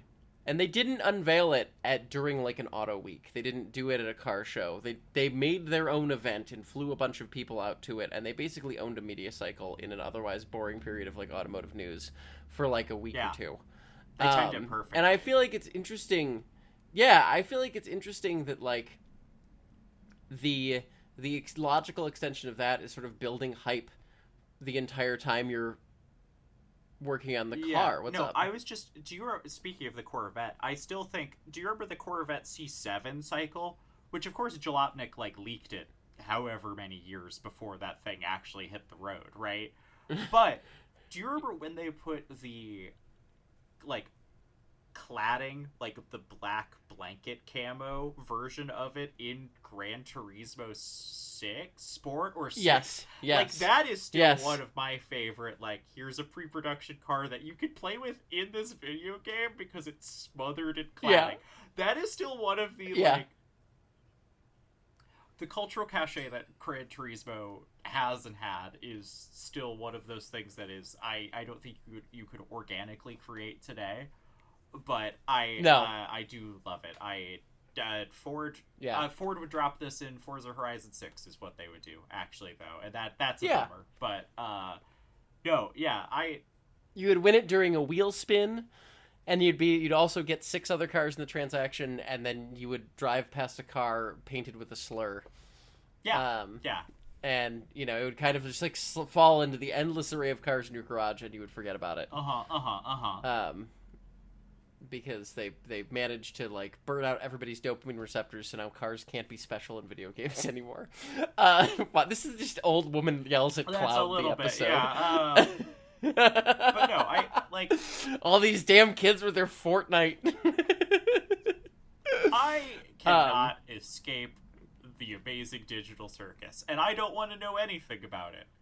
And I, other than I know that the clown and the bunny who's trans, I guess, is in Fortnite now. It's good for them. I don't know what you're talking about. It's a movie made by a trans. I'm gonna go home. Yeah, and it's how I feel. It's like the every web show for like teens and 20-somethings feels like Spencer's Gifts to me now, where I'm like, I don't know if this is for me and if I can interact with this. That's fair. I mean, yeah, my wife has Homestuck t-shirts, and that kind of feels like that for me. And I was of age when Homestuck was coming out. I read the first 100 pages of Homestuck under the instructions of a friend, and then I just had to come back and go, hey, I did 100 pages of this thing. You said that would be more than enough to hook me, and I think this is dog shit from a butt. And I can't join you on this because I'm worried I will start to think less of you because of it. It's just like Schitt's Creek, another show. Oh, see, there you go. You can think less of me now. I loved that show. It was just not... I thought it was really funny. It was just not for me. I watched the first season, and then I get told... This is such a fascinating episode for us, because it's the Jordan Hader, Victoria, joyful and unencumbered episode. Yeah, I think you're doing better than I am right now mentally, which is... I don't. Insane. Yeah, I don't know how to. Do you want me to call 911? It's not quite groupie sock vacation. But are you currently safe? I'm safe. Yeah, I did almost have to do a groupie sock vacation in Zoran Mamdani's New York. But I did Mamdani. There we go. Let me enunciate that properly. I'm doing bad, but I'm okay. I'm fine. I've done worse before. Speaking of doing worse before, I feel like they're even doing like a better hype cycle than this than like the Bronco and Bronco Sport, because we knew I think so too, and I guess we've known this one was coming for a while, but like we knew the exact like dimensions of every part of the Bronco and the Bronco Sport before they hit, because that was the leakiest development team that I think a major automaker has had since the C7 Corvette. But also, I feel like we were hearing about the new Bronco since the C7 Corvette was also leaked. I feel like that was a car that had a 10-year dev cycle or whatever. Yeah, a team of auto engineers that all really enjoy War Thunder in their off hours. Hey, speaking of which, listeners, don't email us things that might be bad for your job. We got one email that had some photos attached to it that I'm not even going to give more details than that, but I think, listener, you know who you are, you might have accidentally given us some very detailed photos of a thing that you shouldn't have, or I'm overreacting, but still, unless you want to leak, like, things that we can talk about, I don't want to accidentally blow up your spot. It's funny. I don't want the Trangirlismo War Thunder counter. I don't want that meme. I don't want that to be us. Oh, I do. I mean, sure. I would like to be a geopolitical threat. That's my whole aesthetic. Yeah, you are, you do have your Dongfen? Is that what the name of the missile is? It's a Dongfeng. It's my DF. It's my DF5C. It's Bert's nuclear deterrent. It's my plushie. Bert is curled up with it right now. Look, I'm sorry. I moved past the phase. Like I had a blahage, whatever you want to call it, for a long time, and I moved past it. It's time for the nuclear plushie deterrent. Uh-huh. Anyway, as far as the Ford goes, Right. I'm really struggling I'm today. so sorry. No. This is the sloppiest podcasting I've done in a long time. I'm not gonna lie. I think it's really good actually, because we're hitting the notes. We're just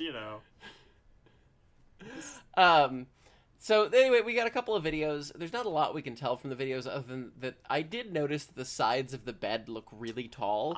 And if I had to guess, it's because they're building it on the Universal EV platform, which has a structural battery component, and I'm guessing that causes a high floor. It's the same Skechers shoe problem that every other EV has. And so in order to give the bed enough depth, they have to make it like relatively tall for a truck that is supposedly maverickish, rangerish sized. I don't think we have exact dimensions yet, and it was hard to tell from the video exactly. I think they'd probably go bigger than the Mav, right? I mean, I see a lot of Mavericks. Yeah, I think it's somewhere between the two. We might have exact data, and I just don't know it, to be clear. But it's a compact truck. It is supposed to be $30,000. Notably, it does have 4 doors, which means that people might actually buy it. Unlike the Slate. Yeah, I do find it odd that they're doing this as a standalone new model rather than just making that. I wonder if they are hedging their bets that doing it as a standalone nameplate, which it would be interesting to see what legacy nameplate they would attach to this thing, or what new nameplate they would. You mean basically going with, like, a new EV name instead of, like, Ranger EV yeah, or something? Or, like, Maverick EV. Because, like, the Mavericks are already... I know that hybrid sells pretty well. Yeah, they're great. If they weren't miserable to be inside and I didn't want to be a pickup lady, I almost bought one. There was also a year and a half wait, which also was pretty alarming. Yeah. I will say that it is kind of weird that they call the manufacturing test line for this vehicle the Chapel of Love. Because they merge the platform and the body together on it, I guess. It's a marriage. I just really think that there's some Freudian shit going on at Ford right now, and if you need to talk, we're here for you. Yeah, the self-cessed Ford truck EV mating process is that's a little alarming. It's one of those things where it's like I think it's just people just say things sometimes and then forget about what they've said. Whereas every trans woman has thought deeply about the psychosexual implications of every sentence she's ever uttered. That's true, mostly.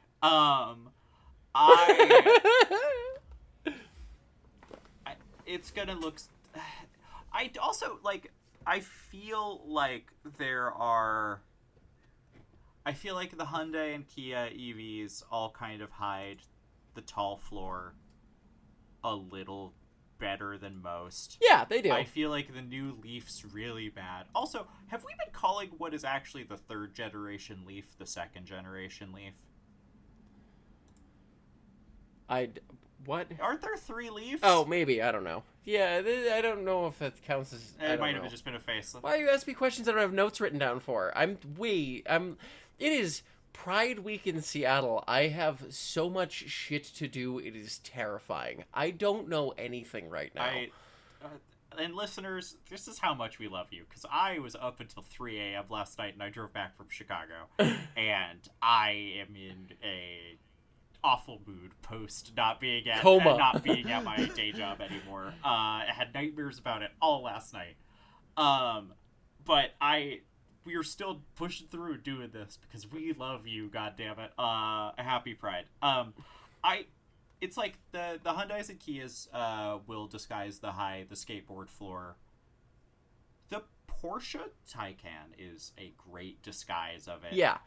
And then like the Macan EV is not. Macan EV is not. It's like, it's so interesting to me seeing what automakers are good at hiding it. And like when even ones that are good at hiding it don't care to hide it. Like, right? Like the fact that the Taycan, I'm going to pronounce it differently every single time. The fact that the Taycan and the Macan are like the same company is like really odd to me, because it's like, oh, but you made it look normal there. Yeah, because I looked at the Macan EV and I'm like, oh no, I have seen these. They're so tall. They're like a little bit taller than the others, and it's like, why? How can you not do it anymore. The Mustang Mach-E doesn't look I don't know. skateboardy. No. I think the big thing is just, like, if you're trying to make a vehicle cheap as possible, and you're going to throw the cheapest possible batteries in it, you're going to have a lot of volume for it, and you're going to try to package it in a way where it's very easily modular, and so it kind of makes sense. Again, maybe I'm wrong. Maybe they put fake out camo on the bed so that I would think this and that I can be shocked when it comes out and it looks fine. But I think the thing that's most frustrating about this I think the thing that's most frustrating about this specifically is that, like, I reviewed a Maverick when it was new, and I drove the XL, which at the time of my writing my review was $21,490. And I tested it in Nashville, and I got like 44 miles per gallon. And I was like, this is a paradigm shift. This is insane. This is just, like, I don't even like pickup trucks. I have no need for a pickup truck, but this just makes sense as a daily driver. Because it is so ruthlessly cheap. And, like, yeah, you had to get, like, it didn't have cruise control in it, which was like, okay, you spend $150 and you flash it. You get a different steering wheel. Boom, you have cruise control again. You can put it back in. They just cut it because they were being spiteful and trying to just sell those to fleets. But, like, it was so cheap. I was like, this is insane. Because it was under 20 before delivery fees. And that lasted for about 10 minutes. And now I looked it up. Because Ford is currently running an employee pricing for all deal. It is currently $28,616. Are you fucking for kidding a me? Maverick XL. No, I am not. For the car that they... They've added cruise control back in. Now they're charging almost $30,000 yeah, for what it. The fuck are you talking about, Ford? If I think that if, like, I will say this employee pricing for all thing is really weird because they describe it as American value for American values. The Ford website is very deeply not okay right now. Just continuing with this theme, the Broncos headline image is rub some dirt on it. Which is just like, there's some. I don't think they're doing okay. Maybe they drank the reflecting pool water. The Mustang just says, "Suck it up, faggot." That's interesting. Weird. I don't know if Ford can say that. It is Pride Month. So happy Pride from your friend, the Ford Mustang trapped at your local mall, begging to be let free. I do think it's also interesting because, like, this obviously was a huge difference in the Maverick specifically, but I was looking at their website and the Bronco starts at over $40,000 now. The Sport or for a two-door? Or the Bronco? No, the Bronco okay. Bronco. I mean, that's bad, but it was not. It wasn't that expensive. It was like, I think it was just over 30 a few years ago. Like, barely. It was not that expensive. None of us... And I've been saying this over and over again, and I'm going to keep saying it because I think it's just the only way to actually explain how nutty prices have gotten. Which is like, I bet if you do... We did just live through one of the greatest periods of inflation in American history, right? Which is now accelerated again thanks to president deals. I have to assume that this is just sticker shock, and it's like, it's functionally the same money. Money's become uncoupled from how we think about what things should cost. Yes. I mean, to a certain extent, and, like, also, I mean, you know, Ford has had some specific headwinds with, like, the aluminum plant that burned down. And, you know, chips became unavailable, and they've had... COVID was a big supply shock, and now nobody is ever going to be able to buy a computer again. And, like, there are 6 people who are soaking up the resources of the world on pet projects. And that simply means that there are fewer resources to spend on other things, and we are all poorer as a result because of these 6 people, basically. But it is just kind of weird that, you know...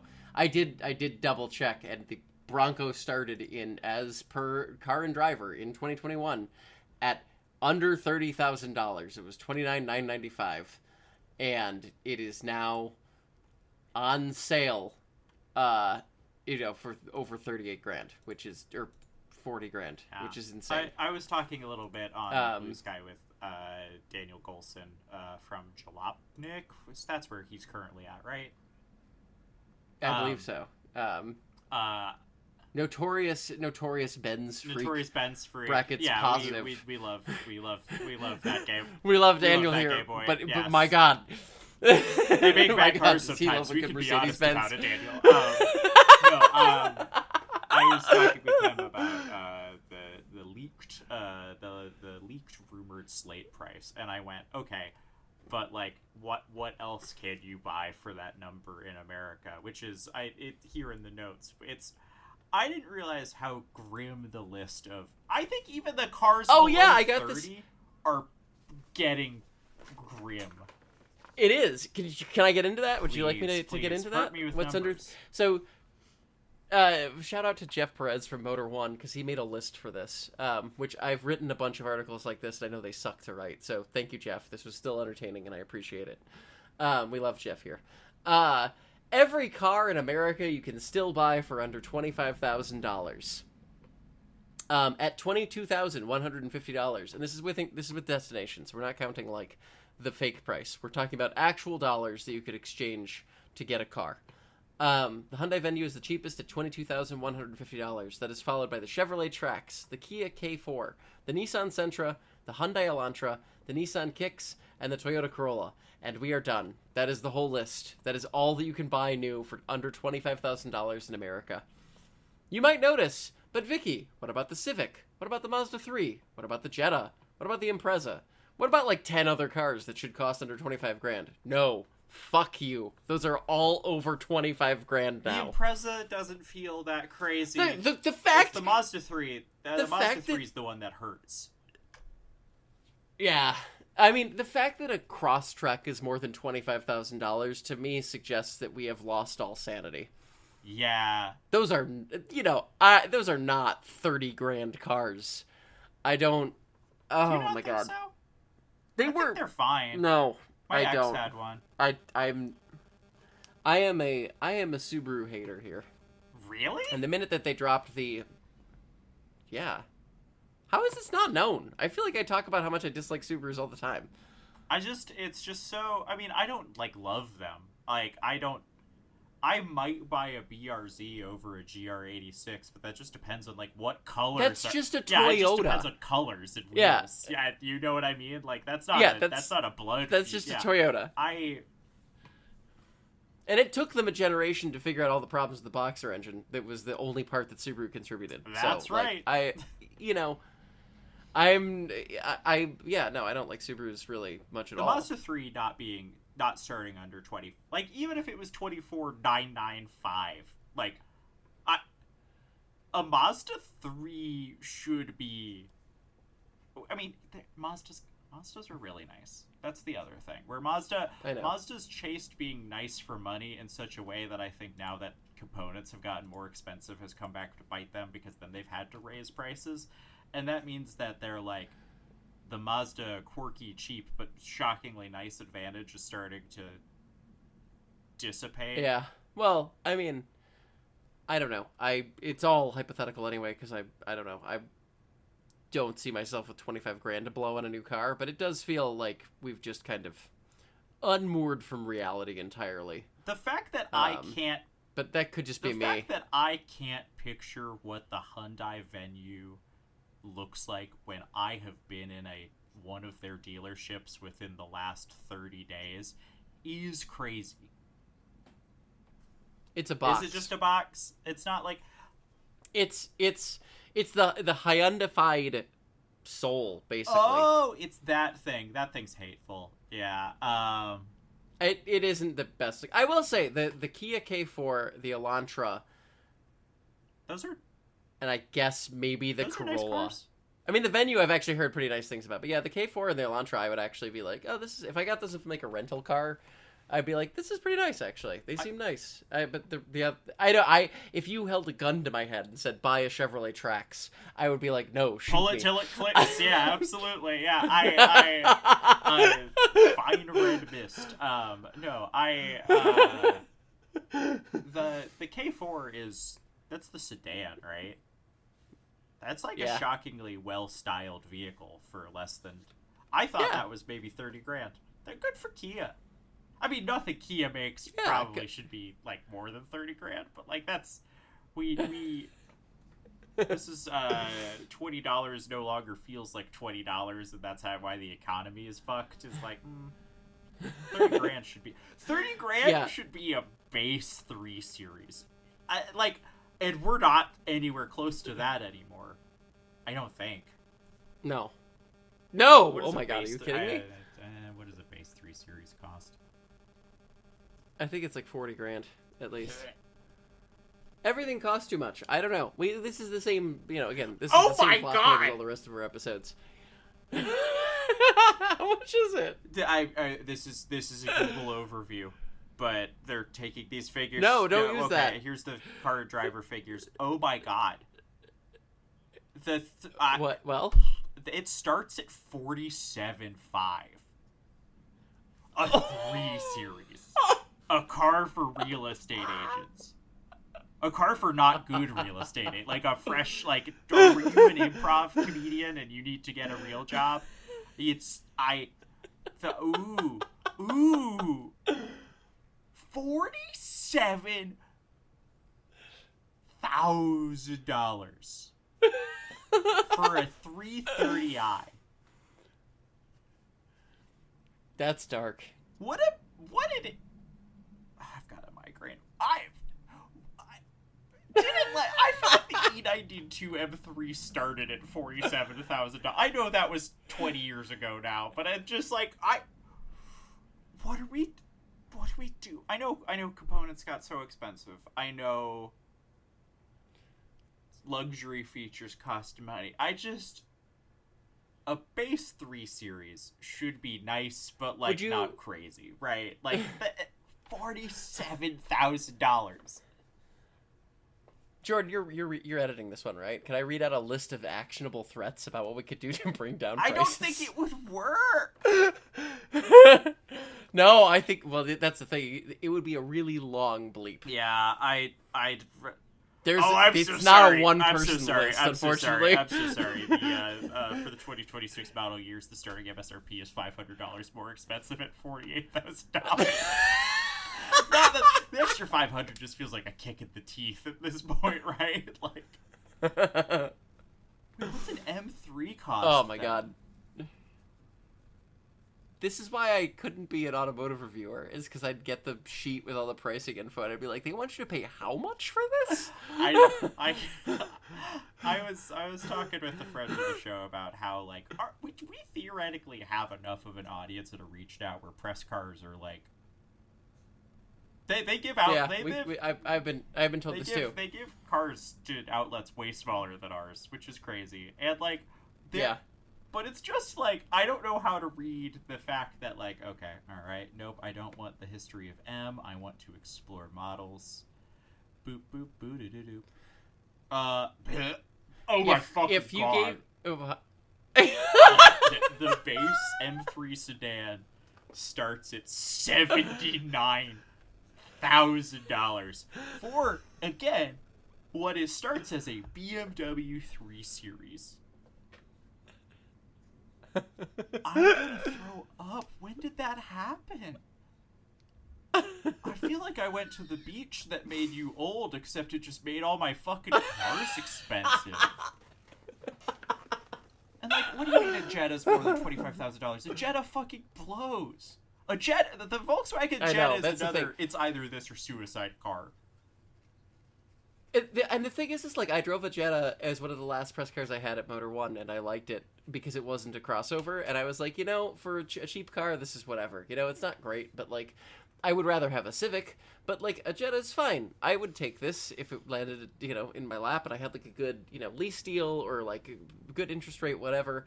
And yeah, now that's over $25,000. The idea of paying over $25,000 is repulsive to me. This is all of this segment of the show is basically a long-term nuclear waste storage warning about what cars should cost.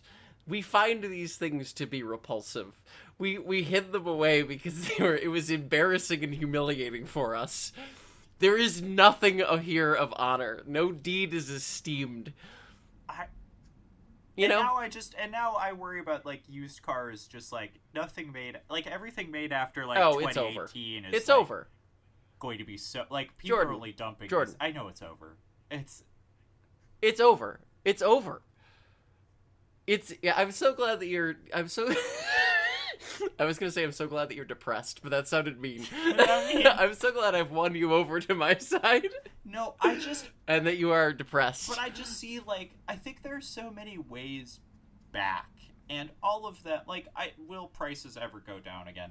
No, but like wages can go up and things can go, like, I don't think getting rid of safety features in cars would save that much money, which safety features I think is the thing that usually gets the blame by automakers for why things got so much more expensive. Do you know what should take the blame for it is the legalization of stock buybacks. Oh yeah, absolutely. It's that the profit motive.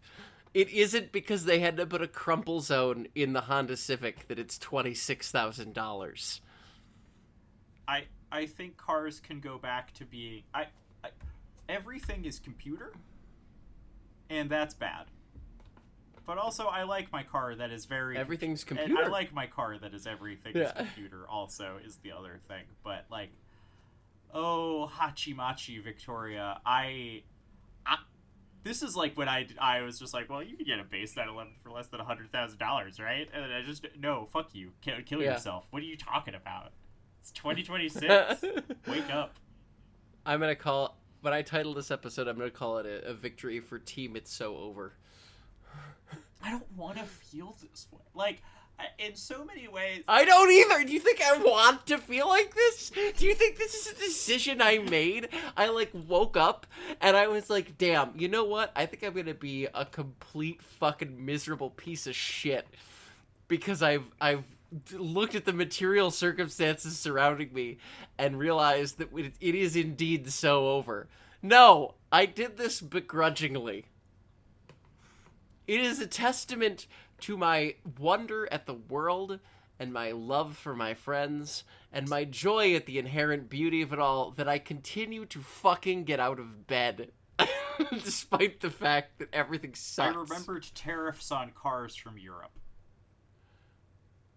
Oh yeah, maybe that's it too. Who knows? Because I was about to say, it's like, it looks like these numbers jumped up a lot recently, and I was just like, what happened the last 2 years? Oh, president deals. And again, it's not all his fault, but it's not his fault. And like, where's the 320i? Where's the stripper one that they sell to taxi drivers in Europe? I want that. They sell them to taxi drivers in Europe. They don't sell them to us because we're not allowed to have good things, remember? That was the start of the episode when I thought that Porsche was screwing over the whole world, and instead they're just fucking us over. Yeah. I can't even see good cars anymore. That's how bad it is.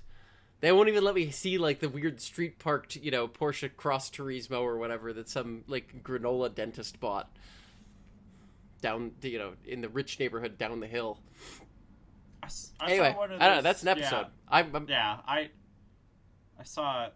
Fuck it. We're bad vibes only. Ugh. Yeah, it's the fucking the 9 Inch Nails of car podcast. Like, we're here to have a bad time. Victoria, do you want to read what is going to be so many fucking names? Yes, we do appreciate all of you. And I will read out the names of our call out tier, the 15, well, not call out, the shout out tier. Call out tiers is a different thing.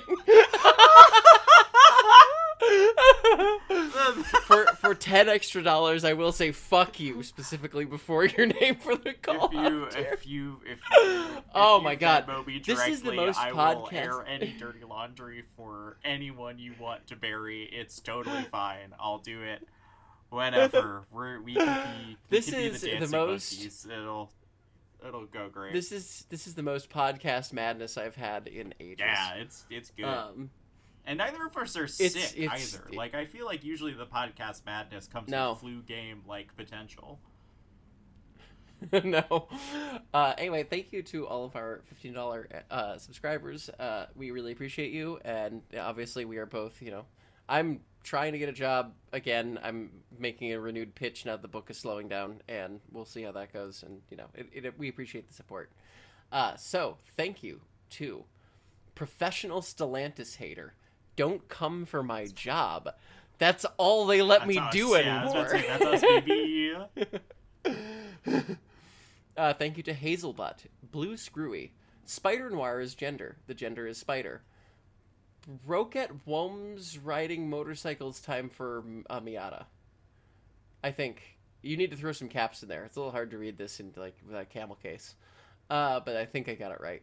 Ronan C, Ty, Papa Shitty Cams, QQ Bears Hijacker, Elio Dare, Geralt of Rivian, Kyler Rosenveg, Zveg. Is that the right way to pronounce ZW? Zveg? I don't know. I'm gonna let you just stew in it. Pittsburgh T-Girl Baseball, June 20th, 4 p.m. Bloomfield Park. You gotta update that so we can get the next game on here. Ashlyn, Adam Mancuso. Remember to always tip your blue black. Studio Nixie, trans fetish photographer for hire. Put your city in there. We should just do the classifieds at this point. Totally not. We could do it. Yeah. We could do it. Thank you to Totally Not Saudi Oil Bribe Money, Alex K, a MiG-15, JD Santos, Jeremy Tanner, Dogbed, the bed that eats kibble, Deluxe, Katrina, Sloppy Head Enjoyer, Ember, Crucible's Champion, The People's Pillow Princess, Mimi, Bean, Bree Henry, Sable, James Gilbreth, Charlie Stengel. Where are you, Mary Barra? I just want to talk about your decision to work with Lockheed Martin. That's right. Yeah, that's next week. That's next week. I was like, should I throw this in? I was like, no, next week. Theodora Constantine, John V, Buick, Adam Shepard, Stephen Duckworth, Phelan, Mildly Perturbed, Hannah W, Asherin, Chris Hepner, Jerry at homogameragenda.com has a 2023 Subaru Outback for sale. Will deliver. That sounds like a nationwide offer. Like anywhere, because that's, buddy. Have you seen what gas prices are like right now? Dexus, Tara Hailstorm, Will. Hey, maybe we should stop treating helicopters like a leisurely form of transportation. You cannot pay either of us money to get on a helicopter. Anything that still kills rich people, I will not get on. Cessnas, helicopters. The yin and yang concept applies. I will get in a helicopter. What's wrong with you? Not like to go somewhere. I just think they're cool, okay? I want to be in... I would absolutely... If somebody was like, hey, you want to go along with, do a story about, life flight or, firefighting helicopters, or was there's a societally useful purpose for it, I would be like, hell yeah. Sure, Look, I recognize... I would do that. I would not take Uber Black with a helicopter. That is truly reprehensible. I can't get behind it. For the privilege to die in a helicopter crash, I think. Thank you to Steph Schrader. Princess Reese, if kidnapped, please record. We will never stop recording. Thank you to 1337 Wolf Girls. I could just say Leet. I am of the age that I know what that is. Thank you to Emma Alex. Thank you to this username for rent, not like that. Unless... Jet fuel can't melt these dreams. Nathaniel Hubble. 10s to 43. Saturday's Claire. The mass of gray goo formerly known as Wingsmith. Penile-sparing vaginoplasty available now. Nick legalized caltrops Bombowski. I don't think they're illegal. I think you could just buy them. I think they might. I think it's illegal to use them. DJ, thank you to DJM. A classified ad for an unknowable feeling. Sylvia, Finn Springs, Hulk Yimfch Fluguagog, speed-eating champion of Walla Walla, Washington, Craft Singles Division, Emoticon, Julie Aguilar, Gavin G. Wiz, Team Radar Love, RC Duke, Chaz, Crystal Storm, currently riding the last Gen 1 Leaf on a Nom, John Russell, Justin Ryan, Josh J, and Selectric. Thank you all so much. We will have a bonus episode. It is still June when we are recording this, but I think the way that the timing of the episode releases come out, the June bonus episode might drop in July, because we're both bad at calendars. I traveled too so much I'm going to post a this poll month, about yeah. it. I'm going to post a poll about it. You can choose the movie we watch. And we'll probably just do 2 in July at this rate. And we might actually, since neither of us have jobs, we might throw in just like an extra I actually bonus. think, I mean, if we Gotta record make sure. it in the next couple of, I mean, I know you're busy, but like, I think we could get the bonus out before the 30th. That's true. We could try, yeah. We've podcasted a technicality. Tuesday drop. Everybody will go crazy. And I get to break out my best Ryan Davis impression. Yeah, it'll go great. But yeah, thank you so much, and we will talk to y'all. Well, I guess we'll talk at you. Yes, I was about to say, I was like, you're welcome to talk back to us. I can't hear you. I can't hear you. All right. Bye. Bye.